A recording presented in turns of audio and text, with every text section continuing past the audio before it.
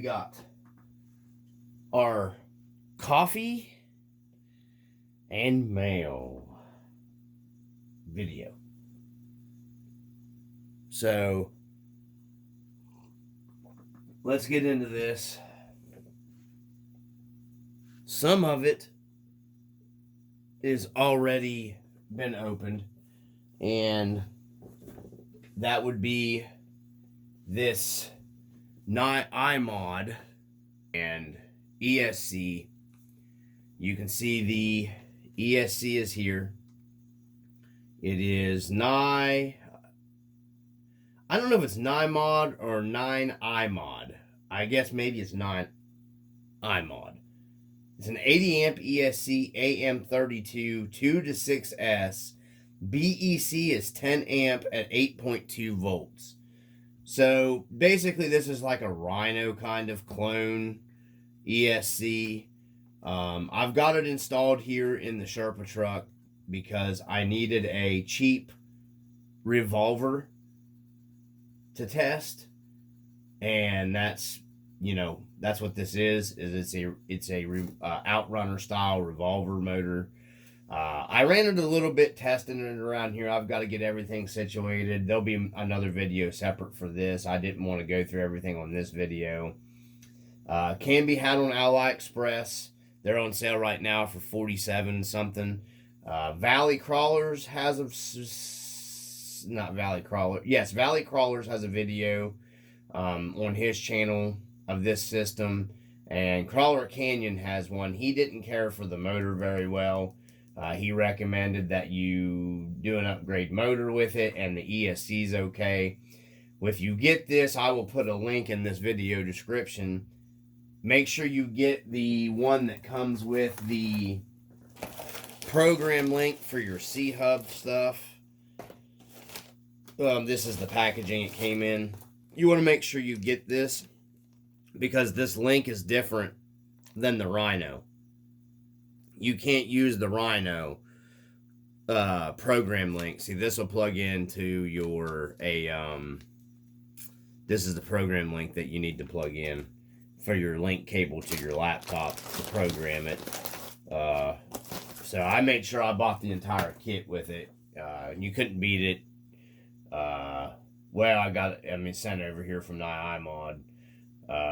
So, I think regular price is like 50 some bucks on sale right now for $40, and that sale ends pretty soon. That sale will be over by the time this video posts, because I'm just doing videos and putting them together and then slowly releasing them, if you haven't noticed that on the channel. It just makes it easier on me, and I try to get good, that way I can get good content for you guys and still enjoy the hobby. So back into this, we got, it's nice because it uses dip switches here on your on and off switch.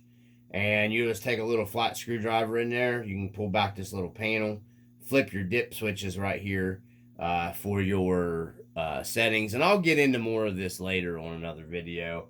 But for budget-wise, if you want to get into an outrunner, I think it's well worth it. And then if you have a PC laptop, I haven't tried to program this with my Chromebook yet. But I need to go in there and check to make sure, because you have to make sure the pole settings are set for this motor. I just put it in there, checked to make sure it was all going to work, and it worked beautifully. And it's surprisingly quiet for an outrunner. It's not as loud as a lot of outrunners I've heard. So right off the bat, we got the iMod. So let's get that out of the way. And like I said, I will be doing another video on that. So next up, I picked these up. Well, let's get into this first. We got the clone. What this is a clone version of our Holmes Sherpa. Basically is what this is. This is more of the V2, because this one has the center mount transmission. This one is the forward mount kit, and it comes with the skid, your transmission, and transfer case. I will be going over everything as I am building this, taking everything apart, greasing, you know, see if there's any abnormal play in anything. It does come with your transfer case.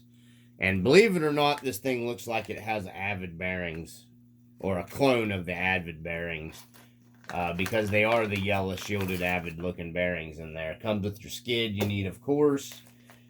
Comes with,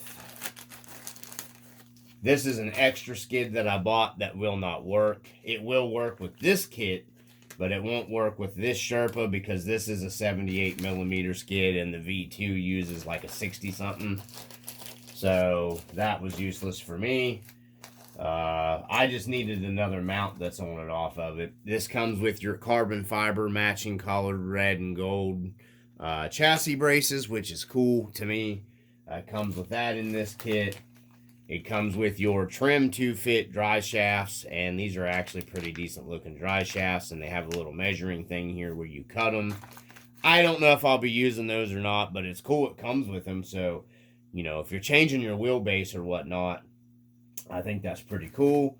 Comes with the chassis mount panhard piece. Comes with a servo mount for the 3-link if you're going to run a 3-link. Also comes with, you can put a winch in the front of this, your steering servo mount. It is CNC'd aluminum. Comes with a winch piece. It comes with, you know, you can run your winch through your front bumper. It does come with the front bumper as well. They're here. Comes with the front and rear style, them straight bar. Cheap AMK sells them. They're all over Amazon. So here's the chassis. Yeah. And like I said, it's just a Sherpa clone, you know, chassis. Get it out of there. Looks like some of the goo is melted onto it, sticky. So this would be the rear, and then this is the front. We're going to be building it on the channel. Comes with some pretty cool looking skull heads etched into the chassis there. You know, there's the signature, you know, gear for the Sherpa chassis. But yeah, I think this is like a version 2 or something, you know, because these aren't as wide as that one. That's like 78mm wide. And these chassis, when you get your skid plates, a lot narrower. So this is going to be a build that's coming to the channel soon. And you basically get everything that you're going to need to be putting this together. I mean, you get the chassis, the bumpers, you get your connector dry shaft between your motor and your transfer case. You get it out here. It even comes with your sliders. And no, these aren't aluminum, they're Delrin. And no, it kind of aggravates me, they're not cut for a battery slot, so I may end up having to do something else with that. I don't know. I may end up getting some 3D printed ones or something like that for that. So, also comes with a, you know, inertia winch. And like I said, it comes with everything. It comes with your chassis braces, your drive shafts, panhard link mount, cut to fit dry shaft transfer case, the screws, the transmission, and your skid plate mount, and all the mounting screws is for that as well. And there's some stainless hardware that's probably questionable for being Chinese quality. And we're just going to put this back in here in case I end up using it for some other reason on this build or something else. So that is our clone Sherpa, and, you know, the Sherpa chassis is kind of high.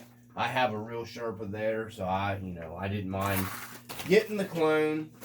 Gonna be working on that build pretty soon. This is just a simple thing I picked up. It's a hardened pinion gear off of AliExpress, and that's for this truck. Maybe going on it because that truck might have to be geared down with that. That's a 3542 can 2250 kV motor. I was saying that's a 3542 can 2250 kV motor, and it may need to be geared down. So let's get into our next bit of stuff after some coffee.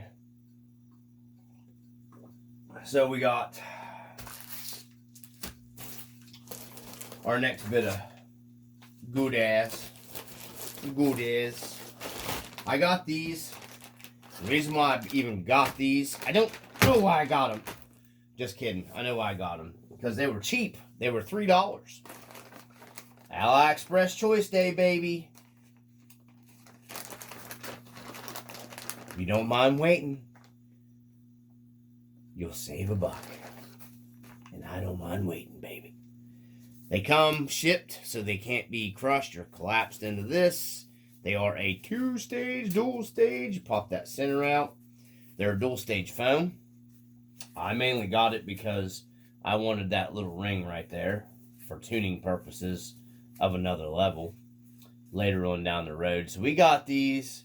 I was thinking these might work in another set of tires that I have over here, and I think they may actually work because these are like a softer outer and a firm in the center right here. This might be a little too firm, but I'm going to try these in a set of tires, and it saved me money buying these to try them in those tires because they're a little smaller around, and those tires are a little smaller, so I'm hoping these will work in them as well. Hopefully they work as well as the green inserts. But we picked those up. They were only $3 on AliExpress. So if they're junk, I'm not out of a bunch of money. And I know you can't buy all that stuff off AliExpress. It all comes from China. So shut up. So I got those. And these are actually cheaper now. I think I seen them for like $2.56 free shipping. I don't know how they're making any money. And I mean, they feel decently okay, the outside stage. And you run that for a while and they get broke down. They're going to soften up even more. But I got these for another set of, I would say for like a 465 tire, because that's what they're for. Trash. So we got next one up over here. Let me see. I think my other knife is over on the other side. I got these. These are my CVDs for the TF3. I'm finally stepping my game up for the TF3 because that's my favorite scale truck. We're putting a set of XVDs, not CVDs, right? RC four-wheel drive calls them XVDs. And then we got, bang, boom, we got my cheap go-to dry shaft. I don't really want to run anything else. From, I think it's RC Boys. Heavy duty, yeah. These are the 86 millimeter to 115 millimeter, which is what you need for the RC four-wheel drive trucks. Even works if you still got the long wheelbase, if you still have your carrier bearing piece in the back. These will still work with those as well. I am now running them on 1, 2, 3, 4 trucks, and I haven't had a failure. RC Boys Amazon. I'll try to put links for all this stuff in the video description down below. So the only thing left on the TF3 to get upgraded is the motor. So I got to get a fusion for it. Next up here we got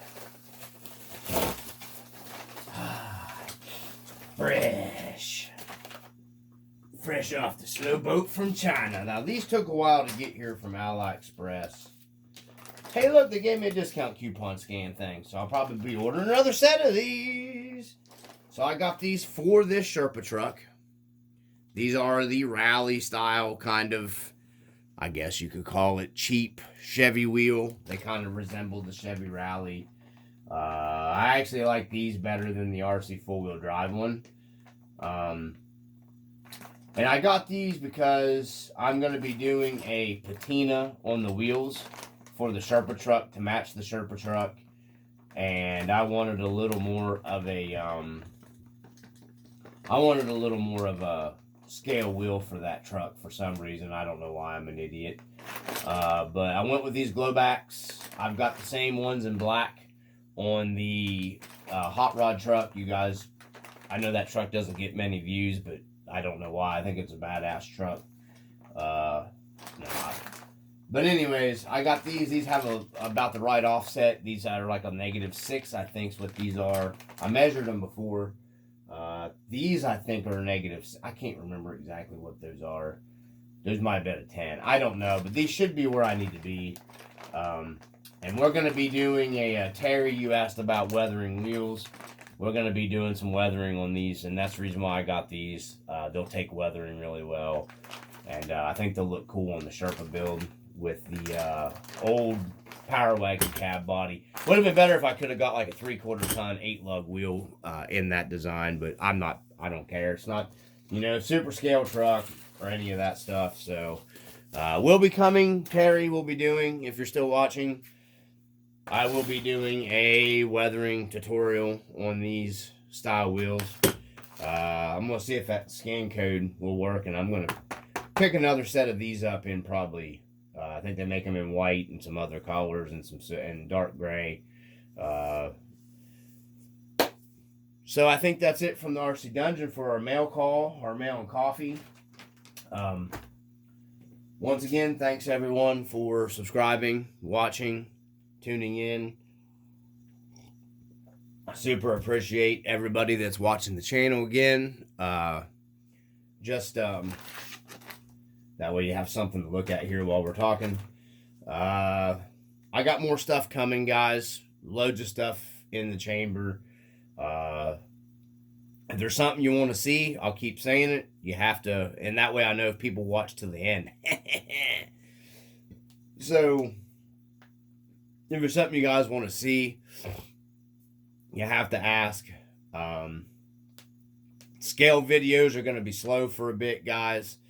We're in the point to where in the weather here in West Virginia, I'll be lucky to get to spots to do any scale driving.